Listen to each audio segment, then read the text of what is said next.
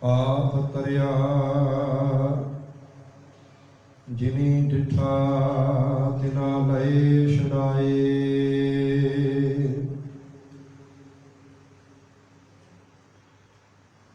हर सतगुर शिव दया कर जन नानक धोवै पाए। धन धन रामदास गुर जिन सिरिया तिनै सवारिया।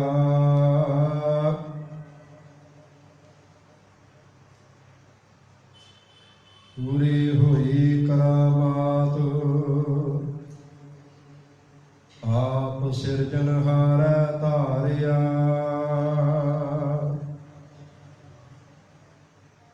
सिखी अतै संगति पार ब्रह्म कर नमस्कारिया। अटल अथा अतोल तू तेरा अंत न पारावारिया। जिनी तू सेविया भाव कर से तुद पार उतारिया।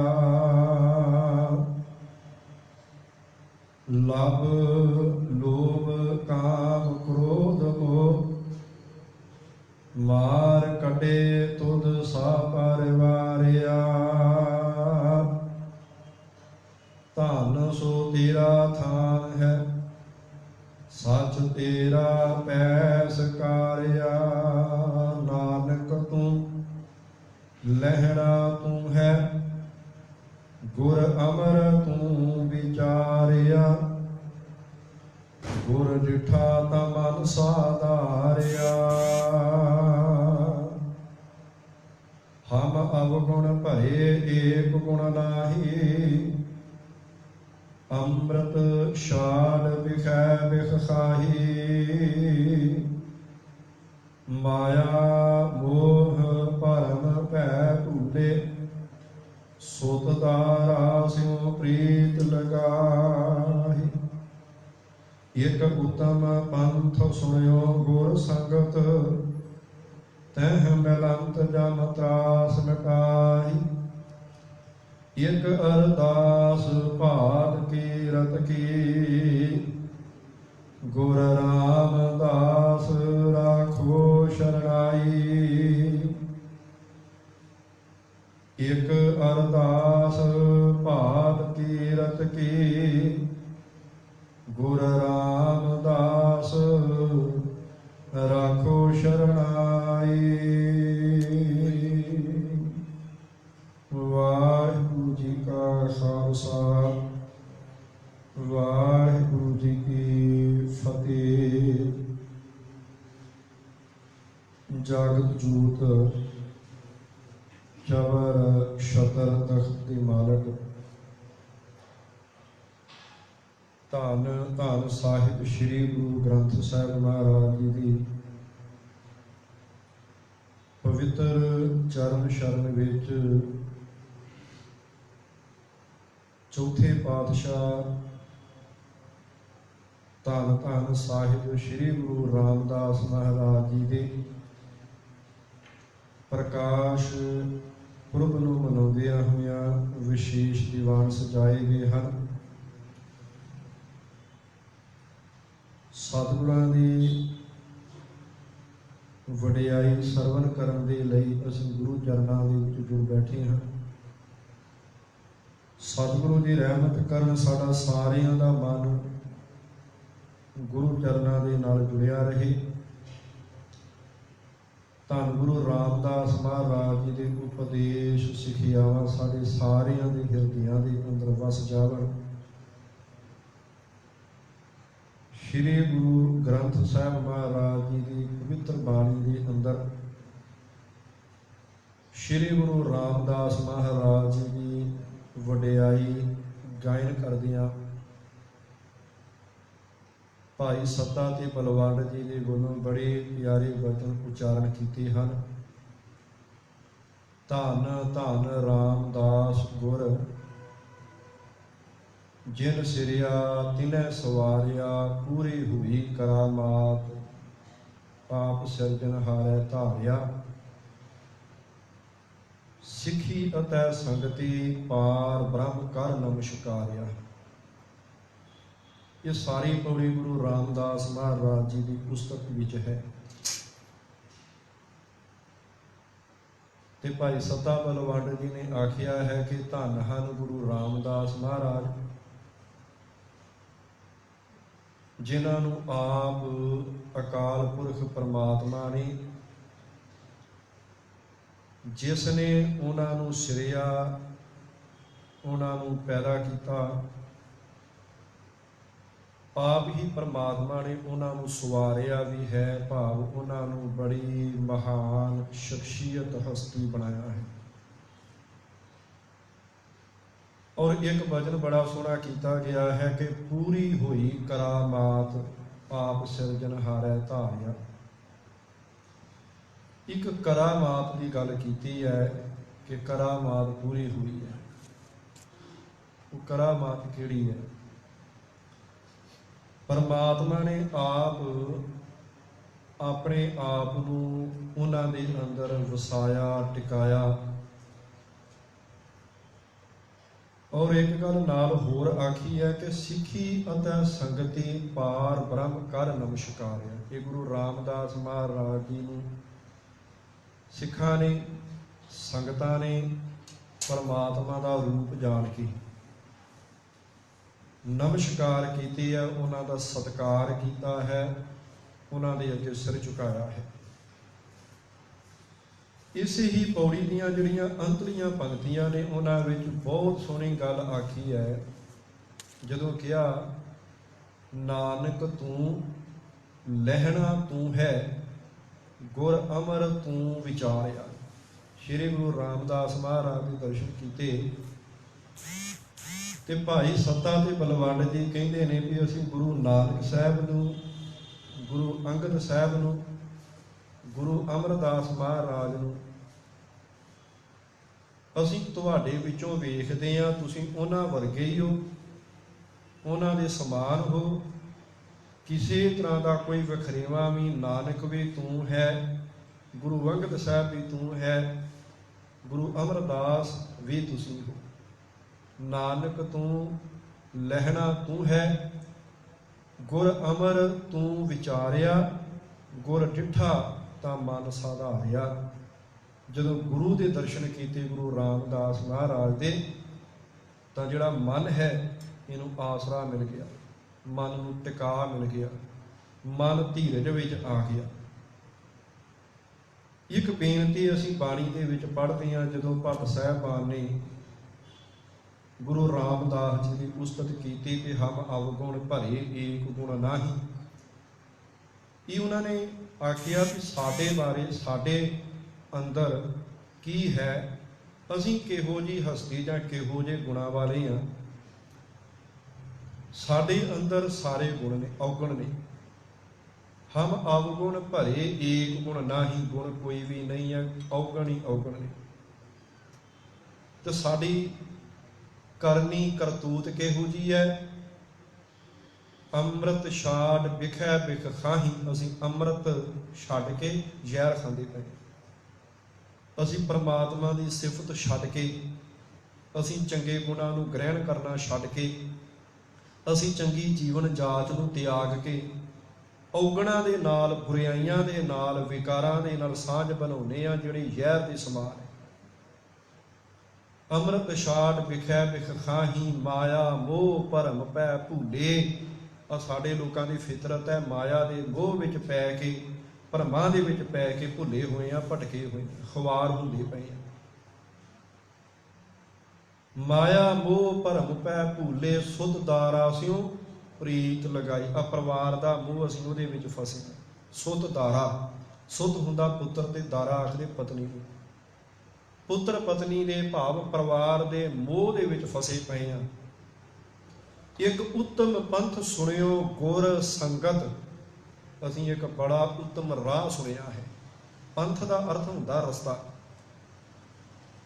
जदों असीं सिख पंथ की गल करते हैं ना, ਵੀ ਇਹ ਸਾਡਾ ਪੰਥ ਹੈ।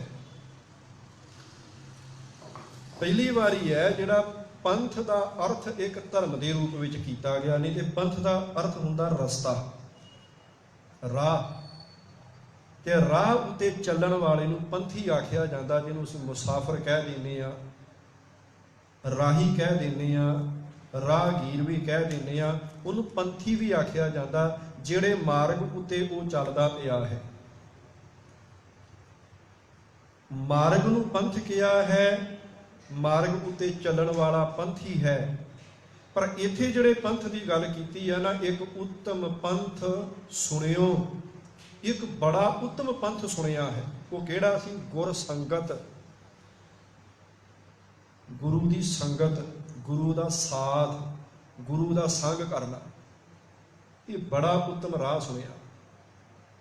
ਜਦੋਂ ਇਹਦੇ ਬਾਰੇ ਸੁਣਿਆ, ਤੇਹ ਮਲੰਤ ਜਮ ਤਰਾਸ ਮਿਟਾਈ। ਜਦੋਂ ਇਸ ਰਾਹ ਉੱਤੇ ਅਸੀਂ ਵੀ ਤੁਰ ਪੈਂਦੇ ਹਾਂ, ਜਦੋਂ ਅਸੀਂ ਗੁਰੂ ਦੀ ਸੰਗਤ ਕਰਦੇ ਹਾਂ, ਗੁਰੂ ਨਾਲ ਮਿਲਦੇ ਹਾਂ, ਤੇ ਸਾਡੇ ਮਨਾਂ ਦੇ ਵਿੱਚੋਂ ਜਮ ਤਰਾਸ, ਤਰਾਸ ਦਾ ਅਰਥ ਹੁੰਦਾ ਡਰ, ਜਮਾਂ ਦਾ ਡਰ ਕੋਈ ਨਹੀਂ ਰਹਿੰਦਾ। ਤੇਹ ਮਿਲੰਤ ਜਮ ਤਰਾਸ ਮਿਟਾਏ, ਇੱਕ ਅਰਦਾਸ ਭਾਟ ਕੀਰਤ ਕੀ, ਗੁਰ ਰਾਮਦਾਸ ਰੱਖੋ ਸ਼ਰਨਾਈ। ਭੱਟ ਕੀਰਤ ਜੀ, ਇਹ ਕੀਰਤ ਸ਼ਬਦ ਜਿਹੜਾ ਇਹ ਭੱਟ ਸਾਹਿਬਾਨ ਦਾ ਨਾਮ ਹੈ। ਇੱਕ ਅਰਦਾਸ ਭਾਟ ਕੀਰਤ ਕੀ, ਭੱਟ ਕੀਰਤ ਜੀ ਆਖਦੇ ਨੇ ਮੇਰੀ ਇੱਕ ਬੇਨਤੀ ਹੈ, ਤੇ ਬੇਨਤੀ ਕੀ ਹੈ? ਰਾਮਦਾਸ ਰੱਖੋ ਸ਼ਰਨਾਈ। हे ਗੁਰੂ ਰਾਮਦਾਸ ਜੀ, ਮੈਨੂੰ ਆਪਣੀ ਸ਼ਰਨ ਵਿੱਚ ਰੱਖ ਲਓ। ਸ਼੍ਰੀ ਗੁਰੂ ਰਾਮਦਾਸ ਮਹਾਰਾਜ ਜੀ ਦਾ ਪ੍ਰਕਾਸ਼ ਉਤਸਵ ਹੈ। ਅਸੀਂ ਉਹਨਾਂ ਦੇ ਪ੍ਰਕਾਸ਼ ਦੇ ਸੰਬੰਧ ਵਿੱਚ ਵਿਚਾਰ ਜਿਹੜੀ ਉਹਦੇ ਬਾਰੇ ਥੋੜਾ ਕਿ ਇਤਿਹਾਸਕ ਤੌਰ ਤੇ ਜਾਣਨਾ ਹੈ। ਲਾਹੌਰ ਸ਼ਹਿਰ ਦੇ ਵਿੱਚ ਗੁਰੂ ਰਾਮਦਾਸ ਮਹਾਰਾਜ ਜੀ ਦਾ ਪ੍ਰਕਾਸ਼ ਹੁੰਦਾ ਹੈ। ਲਾਹੌਰ ਸ਼ਹਿਰ ਦੇ ਵਿੱਚ ਗੁਰੂ ਰਾਮਦਾਸ ਮਹਾਰਾਜ ਜੀ ਦਾ ਪਰਿਵਾਰ ਹੈ। ਇਸ ਪਰਿਵਾਰ ਦਾ ਜੋ ਪਿਛੋਕੜ ਸੀ, ਉਹ ਇਹ ਵਪਾਰ ਕਰਦੇ ਸਨ। ਇਹਨਾਂ ਦੇ ਪਰਿਵਾਰ ਵਿੱਚੋਂ ਵਡੇਰੇ, ਤੇ ਵਪਾਰ ਇਹਨਾਂ ਦਾ ਸੀ ਕਦੇ ਕਿਸੇ ਸ਼ਹਿਰ ਵਿੱਚ, ਕਦੇ ਕਿਸੇ ਥਾਂ ਦੇ ਉੱਤੇ ਜਾ ਕੇ ਵਪਾਰ ਕਰਨਾ। ਇਹਨਾਂ ਦਾ ਵਸੇਬਾ ਜਿਹੜਾ ਇੱਕ ਥਾਂ ਤੇ ਨਹੀਂ ਸੀ। ਇਹਨਾਂ ਦੇ ਪਰਿਵਾਰ ਵਿੱਚੋਂ ਇੱਕ ਬਜ਼ੁਰਗ ਹਰਦਿਆਲ ਸੋਢੀ ਬਜ਼ੁਰਗ ਸਨ। ਉਹਨਾਂ ਨੇ ਥਾਂ ਥਾਂ ਦੇ ਉੱਤੇ ਜਿਹੜਾ ਵਪਾਰ ਕਰਨਾ ਸੀ ਨਾ, ਉਹ ਛੱਡ ਕੇ ਤੇ ਇੱਕ ਲਾਹੌਰ ਸ਼ਹਿਰ ਵਿੱਚ ਆ ਕੇ ਵਸੇ ਨੇ। ਲਾਹੌਰ ਸ਼ਹਿਰ ਦੇ ਵਿੱਚ ਇੱਕ ਬਾਜ਼ਾਰ ਸੀ, ਚੂਨਾ ਮੰਡੀ ਬਾਜ਼ਾਰ।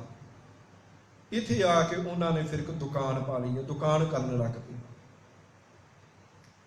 ਇਹਨਾਂ ਦੇ ਘਰ ਵਿੱਚ 2 ਪੁੱਤਰ ਸਨ। 2 ਪੁੱਤਰਾਂ ਦੇ ਵਿੱਚੋਂ ਇੱਕ ਦਾ ਨਾਮ ਹੈ ਠਾਕੁਰ ਸੋਢੀ। ਠਾਕੁਰ ਸੋਢੀ ਜਿਹੜੇ ਸਨ, ਇਹਨਾਂ ਦੀ ਸੁਪਤਨੀ, ਉਹਨਾਂ ਦਾ ਨਾਮ ਸੀ ਜਸਵੰਤੀ। ਬੜਾ ਲੋਕਾਂ ਦੇ ਵਿੱਚ ਉਹਦਾ ਸਤਿਕਾਰ, ਇੱਕ ਬੜੀ ਚੰਗੀ ਸ਼ਖਸੀਅਤ, ਧਾਰਮਿਕ ਸ਼ਖਸੀਅਤ ਸਨ ਮਾਤਾ ਜਸਵੰਤੀ ਜੀ। ਤੋ ਜਿਹੜੇ ਠਾਕੁਰ ਸੋਢੀ ਮਾਤਾ ਜਸਵੰਤੀ ਜੀ ਸਨ, ਇਹਨਾਂ ਦੇ ਘਰ ਦੇ ਵਿੱਚ ਸਨ 1500 ਦੇ ਵਿੱਚ ਇੱਕ ਪੁੱਤਰ ਦਾ ਜਨਮ ਹੁੰਦਾ। ਉਹਦਾ ਨਾਮ ਰੱਖਿਆ ਗਿਆ ਸੀ ਹਰਦਾਸ। ਤੇ ਇਹ ਪਰਿਵਾਰ ਜਿਵੇਂ ਹਰਦਿਆਲ ਸੋਢੀ ਜੀ ਆ ਕੇ ਲਾਹੌਰ ਵਿੱਚ ਵਸੇ ਨੇ, ਚੂਨਾ ਮੰਡੀ ਬਾਜ਼ਾਰ ਤੇ ਇਹਨਾਂ ਨੇ ਦੁਕਾਨ ਸ਼ੁਰੂ ਕੀਤੀ ਹੈ। ਇਹਨਾਂ ਤੋਂ ਅੱਗੇ ਇਹਨਾਂ ਦਾ ਪੁੱਤਰ ਜਿਹੜਾ ਸੀ ਠਾਕੁਰ ਸੋਢੀ, ਉਹ ਵੀ ਦੁਕਾਨਦਾਰੀ ਕਰਦਾ ਰਿਹਾ।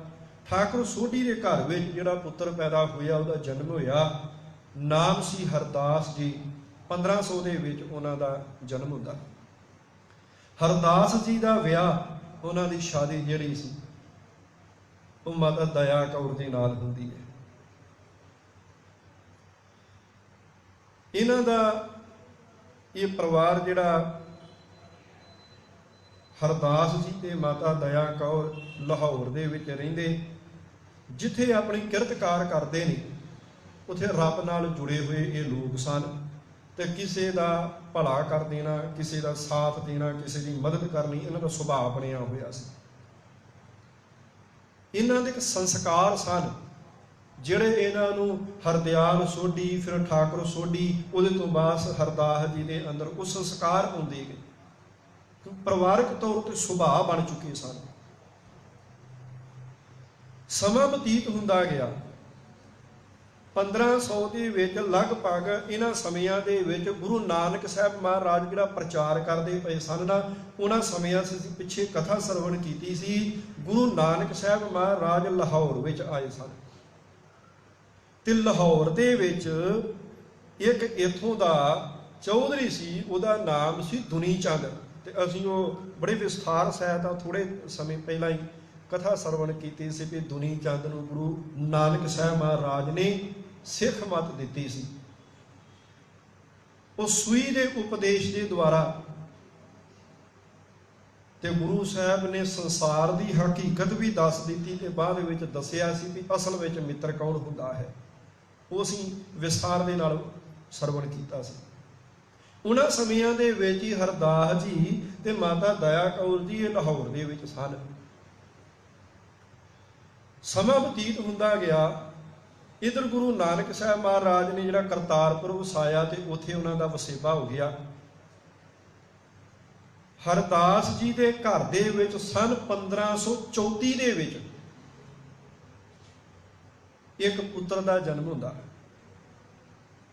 ਉਹਦਾ ਨਾਮ ਰੱਖਿਆ ਜਾਂਦਾ ਹੈ ਜੇਠਾ।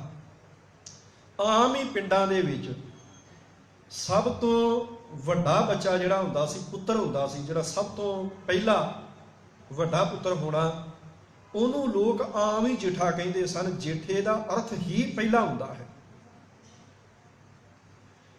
ਤੋ ਇਹਨਾਂ ਦਾ ਨਾਮ ਹੀ ਜੇਠਾ ਜਿਹੜਾ ਉਹ ਪੱਕ ਜਾਂਦਾ ਹੈ, ਭਾਈ ਜੇਠਾ ਜੀ।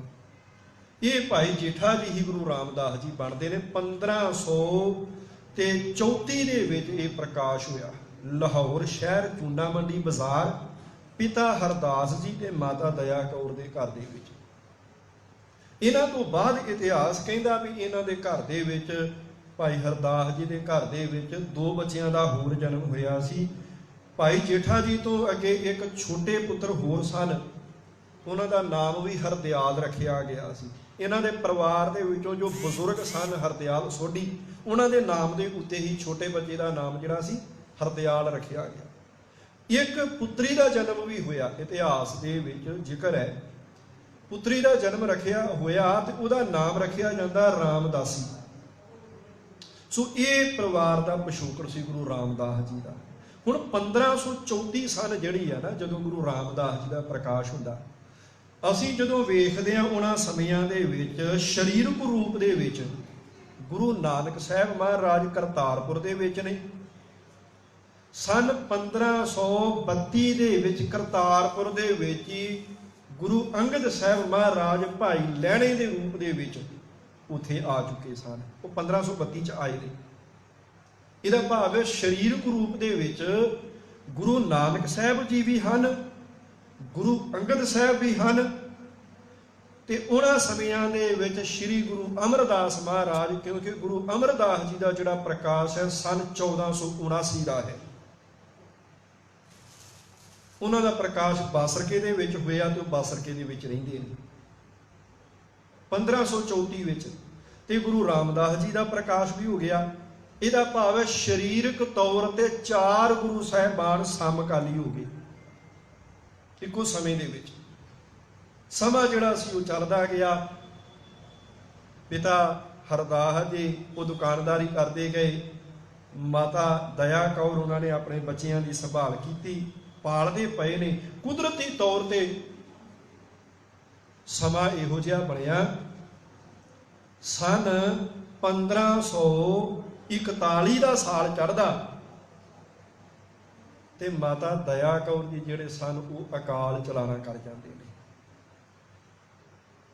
ਗੁਰੂ ਰਾਮਦਾਸ ਜੀ ਦੇ ਮਾਤਾ ਜੀ ਅਕਾਲ ਚਲਾਣਾ ਕਰ ਗਏ ਤੇ ਥੋੜ੍ਹੇ ਦਿਨਾਂ ਬਾਅਦ ਹੀ ਮਾਤਾ ਤੋਂ ਮਗਰੋਂ ਪਿਤਾ ਵੀ ਅਕਾਲ ਚਲਾਣਾ ਕਰ ਜਾਂਦੇ ਨੇ। ਇਹ 1541 ਦਾ ਸਮਾਂ ਹੈ। ਤੇ 1541 ਦੇ ਵਿੱਚ ਗੁਰੂ ਨਾਨਕ ਸਾਹਿਬ 1539 ਵਿੱਚ ਜੋਤੀ ਜੋਤ ਸਮਾ ਜਾਂਦੇ ਨੇ। 1539 ਦੇ ਵਿੱਚ ਗੁਰੂ ਅੰਗਦ ਸਾਹਿਬ ਗੁਰਗੱਦੀ ਤੇ ਬਿਰਾਜਮਾਨ ਹੁੰਦੇ ਨੇ। ਕਰਤਾਰਪੁਰ ਨੂੰ ਛੱਡ ਕੇ ਖਡੂਰ ਸਾਹਿਬ ਆ ਜਾਂਦੇ ਨੇ। 1540 ਦੇ ਵਿੱਚ 1540 ਦੇ ਵਿੱਚ ਬਾਸਰਕੇ ਤੋਂ ਬਾਬਾ ਅਮਰਦਾਸ ਜੀ ਗੁਰੂ ਅੰਗਦ ਸਾਹਿਬ ਮਹਾਰਾਜ ਦੇ ਕੋਲ ਚਲੇ ਜਾਂਦੇ ਨੇ। ਉਹ 1540 ਵਿੱਚ ਚਲੇ ਜਾਂਦੇ ਨੇ। ਉਹ ਗੁਰੂ ਅੰਗਦ ਸਾਹਿਬ ਦੇ ਲੜ ਲੱਗ ਗਏ। ਤੋਂ 1541 ਦੇ ਵਿੱਚ 7 ਸਾਲ ਦੀ ਉਮਰ ਹੈ ਗੁਰੂ ਰਾਮਦਾਸ ਮਹਾਰਾਜ ਦੀ, ਤੇ 7 ਸਾਲਾਂ ਦੇ ਵਿੱਚ ਛੋਟਾ ਭਰਾ ਤੇ ਛੋਟੀ ਭੈਣ, ਤੇ ਆਪਣੀ ਉਮਰ 7 ਸਾਲ ਹੈ, ਤੇ ਘਰ ਵਿੱਚ ਇਕੱਲੇ ਨੇ। ਉਹ ਦੁਕਾਨਦਾਰੀ ਜਿਹੜੀ ਸੀ ਉਹ ਪਿਤਾ ਦੇ ਨਾਲ ਚੱਲਦੀ ਸੀ। ਇੰਨੀ ਕੁ ਉਮਰ ਦੇ ਵਿੱਚ ਉਹ ਦੁਕਾਨ ਛੁੱਟ ਜਾਂਦੀ ਹੈ। ਪਿਤਾ ਦੇ ਜਾਣ ਦੇ ਨਾਲ ਹੀ ਦੁਕਾਨਦਾਰੀ ਦਾ ਕੰਮ ਵੀ ਜਿਹੜਾ ਸੀ ਉਹ ਬੰਦ ਹੋ ਜਾਂਦਾ। ਇਹਨਾਂ ਦੇ ਪਰਿਵਾਰ ਵਿੱਚੋਂ, ਇਹਨਾਂ ਦੇ ਸ਼ਰੀਕੇ ਦੇ ਵਿੱਚੋਂ ਜਿਹੜੇ ਹੋਰ ਇਹਨਾਂ ਦੇ ਚਾਚੇ ਤਾਏ ਸਨ, ਇਸੇ ਪਰਿਵਾਰ ਵਿੱਚੋਂ ਹੋਰ ਇੱਥੇ ਲਾਹੌਰ ਵਿੱਚ ਵਸਦੇ ਤੇ ਹਨ ਉਸੇ ਥਾਂ ਤੇ, ਪਰ ਸ਼ਰੀਕਾ ਤੇ ਸ਼ਰੀਕਾ ਸੀ ਨਾ, ਕਿਸੇ ਨੇ ਸਾਥ ਨਹੀਂ ਦਿੱਤਾ। ਇੱਕ ਸੋਚ ਹੁੰਦੀ ਹੈ, ਸੋਚ ਇਹ ਹੁੰਦੀ ਹੈ ਵੀ ਜੇ ਕਿਤੇ ਅਜਿਹਾ ਵਾਪਰ ਜਾਂਦਾ, ਬੱਚੇ ਅਨਾਥ ਹੋ ਜਾਣ, ਤੇ ਉਹਨਾਂ ਦੇ ਸ਼ਰੀਕੇ ਦੇ ਲੋਕ ਬੱਚਿਆਂ ਨੂੰ ਸੰਭਾਲਣ ਦੇ ਥਾਂ ਤੇ ਅਜਿਹਾ ਵਿਹਾਰ ਕਰਨਾ ਸ਼ੁਰੂ ਕਰ ਦਿੰਦੇ ਨੇ ਕਿ ਇਹ ਕਿਹੜਾ ਸਮਾਂ ਹੋਵੇ, ਕਿਹੜੀ ਘੜੀ ਪਲ ਹੋਵੇ, ਇਹ ਬੱਚੇ ਇੱਥੋਂ ਜਾਣ ਤੇ ਜਿਹੜੀ ਇਹਨਾਂ ਦੀ ਜਾਇਦਾਦ ਆ ਉਹਦੇ ਉੱਤੇ ਅਸੀਂ ਕਬਜ਼ਾ ਕਰੀਏ। ਬੱਚਿਆਂ ਨੂੰ ਕੌਣ ਵੇਖੇਗਾ, ਕੋਈ ਬਾਂਹ ਨਹੀਂ ਫੜਦਾ। ਉਹ ਪੂਰੀ ਹੋਈ ਕਰਾਮਾਤ। ਉਹ ਕਰਾਮਾਤ ਦੀ ਗੱਲ ਇੱਥੇ ਕਰਨ ਲੱਗਾ। ਲਾਹੌਰ ਦੇ ਵਿੱਚ ਹੁਣ ਅਨਾਥ ਹੋ ਜਾਂਦੇ ਨੇ। ਇਹਨਾਂ ਦੀ ਨਾਨੀ ਹੈ ਬਾਸਰਕੇ ਪਿੰਡ, ਕਿਉਂਕਿ ਨਾਨਕਾ ਜਿਹੜਾ ਪਰਿਵਾਰ ਸੀ ਨਾ ਉਹ ਬਾਸਰਕੇ, ਮਾਤਾ ਦਇਆ ਕੌਰ ਜੀ ਜਿਹੜੇ ਸਨ ਬਾਸਰਕੇ ਦੇ ਨੇ। ਤੇ ਬਾਸਰਕਾ ਪਿੰਡ ਜਿਹੜਾ ਉਹ ਬਾਬਾ ਅਮਰਦਾਸ, ਗੁਰੂ ਅਮਰਦਾਸ ਜੀ ਦਾ ਪਿੰਡ ਹੈ। ਉਹ ਬਾਸਰਕੇ ਦੇ ਰਹਿਣ ਵਾਲੇ ਨੇ। ਨਾਨੀ ਆਪਣੇ ਧੀ ਦੇ ਬੱਚਿਆਂ ਦੀ, ਆਪਣੇ ਦੋਹਤਿਆਂ ਤੇ ਦੋਹਤੀ ਦੀ ਹਾਲਤ ਵੇਖ ਕੇ ਆਪ ਉੱਥੇ ਲਾਹੌਰ ਜਾਂਦੀ ਹੈ ਉਹਨਾਂ ਬੱਚਿਆਂ ਦੀ ਦੇਖ ਰੇਖ ਕਰਨ ਵਾਸਤੇ, ਵੀ ਮੈਂ ਆਪ ਉੱਥੇ ਜਾ ਕੇ ਬੱਚਿਆਂ ਦੀ ਸੰਭਾਲ ਕਰਦੀ। ਭਾਈ ਜੇਠਾ ਜੀ ਉਹਨਾਂ ਨੇ ਵੇਖਿਆ ਵੀ ਪਰਿਵਾਰ ਨੂੰ, ਆਪਣੀ ਭੈਣ ਨੂੰ, ਭਰਾ ਨੂੰ ਪਾਲਣਾ ਤੇ ਹੈ, ਕਿਹੜਾ ਕੰਮ ਕਰਾਂ। ਨਾਨੀ ਨੇ ਘਰ ਵਿੱਚੋਂ ਹੀ ਛੋਲੇ ਉਬਾਲ ਕੇ ਦੇਣੇ, ਜਿਨ੍ਹਾਂ ਨੂੰ ਘੁੰਗਣੀਆਂ ਆਖਿਆ ਜਾਂਦਾ, ਤੇ ਘੁੰਗਣੀਆਂ ਲੈ ਕੇ ਵੇਚਣ ਵਾਸਤੇ ਚਲੇ ਜਾਣ। 7 ਸਾਲ ਦੀ ਉਮਰ ਹੈ। ਉਹ ਘੁੰਗਣੀਆਂ ਵੇਚਣੀਆਂ। ਤੇ ਇੱਕ ਘਟਨਾ ਦਾ ਜ਼ਿਕਰ ਜਿਹੜਾ ਨਾ ਇੱਥੇ ਲਾਹੌਰ ਸ਼ਹਿਰ ਦਾ ਹੀ ਹੈ।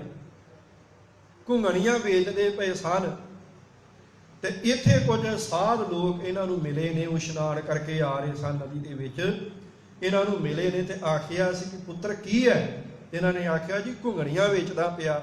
ਉਹ ਕਹਿੰਦੇ ਲਿਆਓ ਥੋੜੀਆਂ ਦਿਓ ਸਾਨੂੰ ਵੀ, ਅਸੀਂ ਸਾਧ ਆ, ਸਾਨੂੰ ਵੀ ਦਿਓ। ਇਹਨਾਂ ਨੇ ਇੱਕ ਮੁੱਠ ਭਰ ਕੇ ਉਹ ਛੋਲਿਆਂ ਦੀ ਇਹਨਾਂ ਨੂੰ ਦਿੱਤੀ ਹੈ। ਉਹ ਕਹਿੰਦੇ ਥੋੜੀਆਂ ਹੋਰ ਦਿਓ, ਇਹਦੇ ਨਾਲ ਸਾਡਾ ਤੇ ਕੁਛ ਵੀ ਨਹੀਂ ਬਣਨਾ। ਤੇ ਇਹਨਾਂ ਨੇ ਉਹ ਸਾਰੀ ਉਹ ਟੋਕਰੀ ਚੰਗੇਰ ਜਿਹੜੀ ਸੀ ਨਾ ਉਲਟ ਦਿੱਤੀ ਵੀ ਆਓ ਤੁਸੀਂ ਛਕੋ। ਉਹ ਸਾਰੀ ਦੇ ਦਿੱਤੀ ਤੇ ਉਹ ਖਾਲੀ ਕਰਕੇ ਚੰਗੇਰ ਆਪਣੇ ਘਰ ਨੂੰ ਆ ਗਏ। ਇਤਿਹਾਸ ਕਹਿੰਦਾ ਗੁਰੂ ਨਾਨਕ ਸਾਹਿਬ ਨੇ ਸੱਚਾ ਸੌਦਾ ਕੀਤਾ ਸੀ ਲਾਹੌਰ ਦੇ ਵਿੱਚ। ਗੁਰੂ ਰਾਮਦਾਸ ਮਹਾਰਾਜ ਨੇ 7 ਸਾਲ ਦੀ ਉਮਰ ਦੇ ਵਿੱਚ ਉਹ ਵਾਕਿਆ ਦੁਹਰਾਇਆ। ਘਰ ਵਿੱਚ ਆ ਕੇ ਸੁਭਾਅ ਸੀ, ਕਿਉਂਕਿ ਸੰਸਕਾਰ ਹੁੰਦੇ ਨੇ ਜਿਨ੍ਹਾਂ ਨੂੰ ਪਰਿਵਾਰ ਵਿੱਚੋਂ ਸੰਸਕਾਰ ਮਿਲਦੇ ਆ ਨਾ, ਉਹਨਾਂ ਦੇ ਕੋਲ ਕੁਛ ਵੀ ਨਾ ਹੋਵੇ, ਜੇ ਕਿਸੇ ਨੇ ਕੁਛ ਮੰਗ ਕਰ ਲਈ ਹੈ, ਕਿਸੇ ਨੇ ਗੁਹਾਰ ਲਾ ਦਿੱਤੀ ਹੈ, ਕਿਸੇ ਨੇ ਸਾਥ ਮੰਗਿਆ, ਭਾਵੇਂ ਥੋੜਾ ਹੋਵੇ, ਨਾ ਵੀ ਹੋਵੇ, ਜਿੰਨਾ ਵੀ ਹੋਵੇ, ਉਹਦੇ ਵਿੱਚੋਂ ਵੀ ਉਹ ਮਦਦ ਕਰਨ ਦੀ ਚਾਹਤ ਰੱਖਦੇ ਨੇ, ਭਾਵਨਾ ਹੁੰਦੀ ਉਹਨਾਂ ਦੇ ਅੰਦਰ। ਉਹ ਸਾਡਾ ਇਤਿਹਾਸ ਇਹੋ ਜਿਹੇ ਗੁਰੂ ਸਾਹਿਬਾਨ ਦੇ ਪਾਏ ਹੋਏ ਪੂਰਨਿਆਂ ਨੂੰ ਜਦੋਂ ਵੇਖਦਾ ਨਾ, ਤੇ ਉਹ ਜੰਗਲਾਂ ਦੇ ਵਿੱਚ ਵੀ ਸਿੱਖ ਥੋੜਾ ਜਿਹਾ ਰਾਸ਼ਨ ਹੱਥ ਵਿੱਚ ਆਉਂਦਾ, ਪਤਾ ਵੀ ਇਹ ਜਾਣ ਤੇ ਬਣੀ ਹੈ ਕਿਹੜੇ ਵੇਲੇ ਹਾਕਮਾਂ ਨੇ ਆ ਕੇ ਸਾਡਾ ਸ਼ਿਕਾਰ ਕਰ ਲੈਣਾ, ਪਰ ਉਹਨਾਂ ਸਮਿਆਂ ਦੇ ਉੱਤੇ ਵੀ ਲੰਗਰ ਤਿਆਰ ਕੇ ਆਵਾਜ਼ ਦੇ ਕੇ ਕਹਿੰਦੇ ਨੇ ਉਹ ਕੋਈ ਗੁਰੂ ਦਾ ਲੰਗਰ ਤਿਆਰ ਹੋ ਗਿਆ, ਕੋਈ ਹੈ ਨੇੜੇ ਤੇ ਆ ਜਾਓ। ਇਤਿਹਾਸ ਕਹਿੰਦਾ ਉਸ ਸਮੇਂ ਬਿਆਰੀ ਕਿਮ ਆਵੇ ਪਰਮ ਮੀਤ ਸਮ ਤਾਹੀਂ ਛਕਾਵੇ। ਜੇ ਕੋਈ ਦੁਸ਼ਮਣ ਵੀ ਆ ਗਿਆ ਨਾ ਇਹਨਾਂ ਦਾ ਸ਼ਿਕਾਰ ਕਰਨ ਵਾਲਿਆਂ ਨੂੰ ਮਾਰਨ ਵਾਲਾ, ਉਹਨੇ ਕਿਹਾ ਮੈਂ ਭੁੱਖਾ, ਇਹਨਾਂ ਨੇ ਕਿਹਾ ਆ ਸਾਡੇ ਕੋਲ ਬਹਿ, ਪਹਿਲਾ ਲੰਗਰ ਛਕ, ਬਾਅਦ ਵਿੱਚ ਸਾਡੇ ਨਾਲ ਲੜ ਲਈ। ਆਪਣੇ ਤੋਂ ਪਹਿਲਾਂ ਉਹਨੂੰ ਖਵਾਇਆ ਜੇ ਕੋਈ ਆ ਗਿਆ।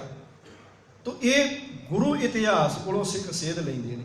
ਇਹੋ ਜਿਹੀਆਂ ਘਟਨਾਵਾਂ ਤੋਂ। ਕੋਲ ਵੀ ਨਾ ਹੋਵੇ ਤਾਂ ਵੀ ਮਦਦ ਕਰਨੀ ਹੈ। ਅਸੀਂ ਪਿੱਛੇ ਸਰਵਣ ਕੀਤਾ ਸੀ ਕਿ ਭਾਈ ਕਨ੍ਹਈਆ ਜੀ ਜਿਹੜੇ ਉਹ ਪਾਣੀ ਦੀ ਮੁਸ਼ਕ ਲੈ ਕੇ ਜੰਗ ਵਿੱਚ ਜਾਂਦੇ ਨੇ, ਉਹ ਕੋਈ ਦੁਸ਼ਮਣ ਦਾ ਭੇਦਭਾਵ ਨਹੀਂ ਕਰਦੇ, ਮੈਂ ਤੇ ਸਿੱਖਾਂ ਨੂੰ ਪਿਲਾਉਣਾ, ਮੈਂ ਮੁਗਲਾਂ ਨੂੰ ਕਿਉਂ ਪਿਲਾਵਾਂ, ਮੈਂ ਪਹਾੜੀਆਂ ਨੂੰ ਕਿਉਂ ਪਿਲਾਵਾਂ। ਉਹ ਤੇ ਕਹਿੰਦੇ ਮੈਂ ਪਾਣੀ ਲੈ ਕੇ ਆਇਆ, ਮੈਂ ਤੇ ਪਾਣੀ ਪਿਲਾਉਣਾ, ਮੇਰੇ ਵਾਸਤੇ ਕੋਈ ਮੁਗਲ ਨਹੀਂ, ਮੇਰੇ ਵਾਸਤੇ ਕੋਈ ਪਹਾੜੀਆ ਨਹੀਂ, ਮੇਰੇ ਵਾਸਤੇ ਕੋਈ ਸਿੱਖ ਨਹੀਂ, ਮੈਨੂੰ ਤਾਂ ਸਾਰੇ ਇੱਕੋ ਵਿਖਾਈ ਦਿੰਦੇ ਨੇ। ਮੈਨੂੰ ਇਹ ਵਿਖਾਈ ਦਿੰਦਾ ਇਹਨੂੰ ਪਾਣੀ ਦੀ ਲੋੜ, ਪਾਣੀ ਦੇਣਾ। ਮੈਂ ਤਾਂ ਇਹ ਵੇਖਦਾ ਮੈਨੂੰ ਲੋੜ ਹੈ। ਤੇ ਅੱਜ ਦੇ ਇਤਿਹਾਸ ਵਿੱਚ ਵੀ ਅਸੀਂ ਵੇਖਦੇ ਹਾਂ ਨਾ, ਸੰਸਾਰ ਪੱਧਰ ਤੇ ਸਿੱਖਾਂ ਨੇ ਇੱਕ ਵੱਖਰਾ ਇਤਿਹਾਸ ਰਚਿਆ। ਜਿਨ੍ਹਾਂ ਥਾਵਾਂ ਦੇ ਉੱਤੇ ਕੁਦਰਤੀ ਆਫਤਾਂ ਆ ਜਾਂਦੀਆਂ ਨੇ, ਕੰਮ ਸਰਕਾਰਾਂ ਦੇ ਹੁੰਦੇ ਨੇ, ਸਿੱਖ ਪਹੁੰਚ ਜਾਂਦੇ ਨੇ, ਲੰਗਰ ਅਸੀਂ ਲਾ ਦਿੰਦੇ ਹਾਂ। ਉਹ ਵੇਖਦੇ ਨੇ ਵੀ ਲੋੜ ਹੈ ਉੱਥੇ। ਉਦੋਂ ਫਿਰ ਧਰਮ ਨਹੀਂ ਵੇਖਿਆ ਜਾਂਦਾ, ਉਦੋਂ ਜਾਤ ਨਹੀਂ ਵੇਖੀ ਜਾਂਦੀ, ਉਦੋਂ ਇਹ ਨਹੀਂ ਵੇਖਿਆ ਜਾਂਦਾ ਵੀ ਇਹਨਾਂ ਲੋਕਾਂ ਨੇ ਸਾਡੇ ਤੇ ਵਧੀਕੀਆਂ ਕਰਨੀਆਂ ਨੇ।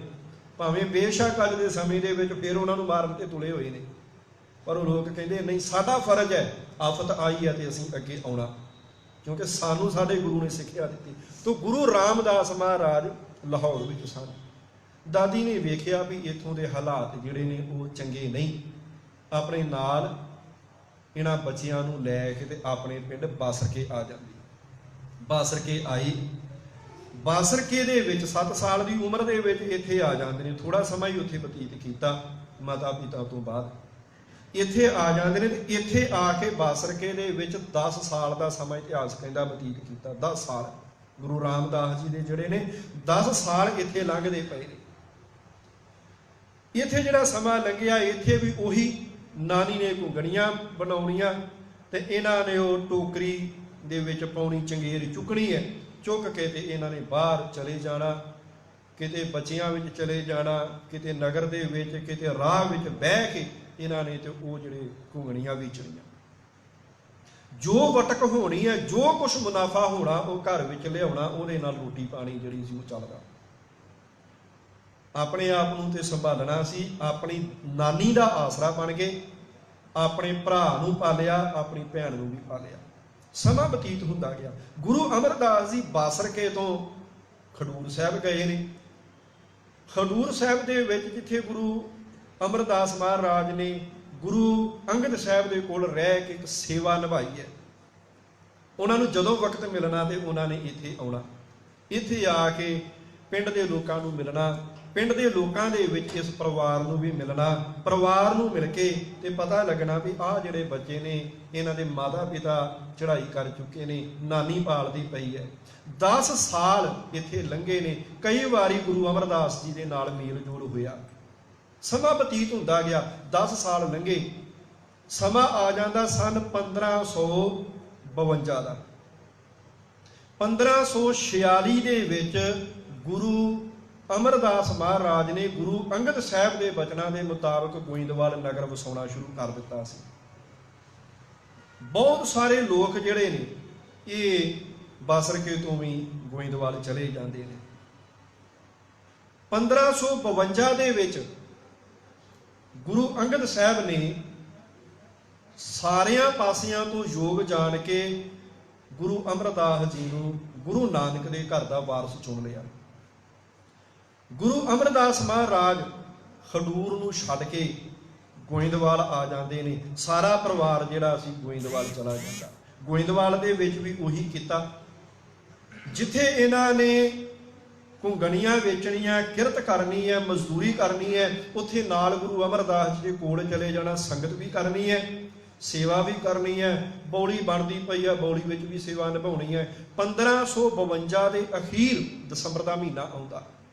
ਦਸੰਬਰ ਦੇ ਮਹੀਨੇ ਦੇ ਵਿੱਚ ਗੁਰੂ ਅਮਰਦਾਸ ਜੀ ਦੇ ਘਰ ਦੇ ਵਿੱਚ 2 ਪੁੱਤਰ ਤੇ 2 ਪੁੱਤਰੀਆਂ ਸਨ, ਬਾਬਾ ਮੋਹਨ ਤੇ ਬਾਬਾ ਮੋਰੀ।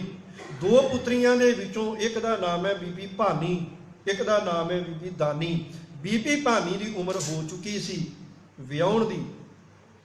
ਘਰ ਦੇ ਵਿੱਚ ਬੈਠੇ ਹੋਏ ਨੇ ਮਾਤਾ ਮਨਸ਼ਾ ਦੇਵੀ ਜੀ। ਗੁਰੂ ਅਮਰਦਾਸ ਮਹਾਰਾਜ ਘਰ ਵਿੱਚ ਆਏ ਤੇ ਕਹਿੰਦੇ ਪਏ ਨੇ ਗੁਰੂ ਅਮਰਦਾਸ ਜੀ ਨੂੰ, ਮਾਤਾ ਮਨਸ਼ਾ ਦੇਵੀ ਜੀ, ਕਿ ਸਾਡੀ ਧੀ ਵਿਆਹੁਣ ਯੋਗ ਹੋ ਗਈ ਹੈ, ਕੋਈ ਯੋਗ ਲੜਕਾ ਵੇਖ ਕੇ ਤੇ ਇਹਦਾ ਰਿਸ਼ਤਾ ਕਰ ਦਿੱਤਾ ਜਾਵੇ। ਗੁਰੂ ਅਮਰਦਾਸ ਜੀ ਨੇ ਪੁੱਛਿਆ, ਕਹਿਣ ਲੱਗੇ ਵੀ ਕਿਹੋ ਜਿਹਾ ਬੱਚਾ ਹੋਣਾ ਚਾਹੀਦਾ, ਕਿਹੋ ਜਿਹੇ ਗੁਣ ਹੋਣੇ ਚਾਹੀਦੇ ਨੇ। क्योंकि ये परिवार है। भाई जेठा जी नूं, उन्हां दी नानी नूं परिवार जाणदा सी, माता जी जाणदे ने। माता ने वेखिया सी ये बच्चे ने किवें माता पिता तो बिना नानी दा आसरा भी बनिया, भैन भरा नूं भी पालिया, आप भी किरत मजदूरी करके ते गुरु घर विच आके भी ये गुरु की सिक्ख्या लैंदा, सेवा करदा पिया। आखिया सी भी इन्हां ने उस वक्त ना टोकरी चुकी हुई सी वो घुंगणियां दी ते वेचदे पए सन, गली चों लंघदे पए ने। माता मनशा देवी ने आखिया भी आह बच्चा बड़ा ही सुरखा, बड़े शुभ गुणा वाला, किते इहो जिहा बच्चा मेरी धी भानी नूं मिल जावे ना ते मैं तां उहदे नाल ही रिश्ता करांगी। ते गुरु अमरदास ने आखिया सी माता मनशा देवी नूं, अपनी महल नूं, कहंदे सी भी इस बच्चे वर्गा तां यही है, फिर ये एक ही है। जदों इन्नी गल आखी ते माता कहंदी भी जे इहदे नाल हो जे ते कोई गल नहीं, बड़ी खुशी की गल होवेगी। उदों ये नहीं वेखिया ये की काम करदा, ये किरत की करदा, उदों वेखिया सी इहदे विच योगता किहड़ी है, काबलियत किहड़ी है। गुरु अमरदास महाराज ने अपनी धी बीबी भानी दा विआह गुरु रामदास महाराज दे नाल कर दिता सन 1552 का अखीर दसंबर का महीना सी। 1552 तो लैके 1574 तक गुरु अमरदास महाराज जी दे नाल भाई जेठा जी रहे ने। वो जवाई बन के नहीं रहे, सिख बन के रहे। पहला की तरह मजदूरी भी की, किरत भी की, गुरु घर विच सेवा भी की। मान कोई नहीं, एक वक्त आ जाता जिस दिन गुरु अमरदास महाराज ने अपने स्थान पर किसी योग शख्सियत की चोण की सी ना, उस दिन वो भाई जेठा जी नूं वेखिया ते आखिया सी पुत्रां नूं छड्ड के इस नूं मैं योग जाणिया, सब तो योग जाण के ते इन्हां नूं अपना अस्थान जिहड़ा सी दे दिता। वो भट्ट साहिबान ने एक बचन जिहड़ा बाणी च कीता, वो कहंदे सब विद मानियो मन तब ही भयो प्रसन्न, राज जोग तखत दियन गुरु रामदास। गुरु अमरदास जी ने हर पक्ष तो योग जाण के गुरु रामदास जी नूं गुरगद्दी बख्शिश की। गुरु रामदास महाराज गुरगद्दी ते बिराजमान हुए। चेता आया लाहौर दा, कखा दे वांग उथे रुलदे पए सी।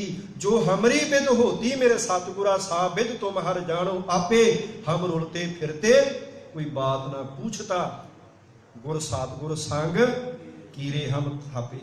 पूरी होई करामात आप सिरजनहारै धारिया। धन गुरु रामदास महाराज का प्रकाश दिवस है। सरबत संगत नूं लख लख ਵਧਾਈ होवे। विचारा करदियां होइयां भुलां दी माफ़ी बख्शणी। वाहिगुरू जी का खालसा, वाहिगुरू जी की फतेह।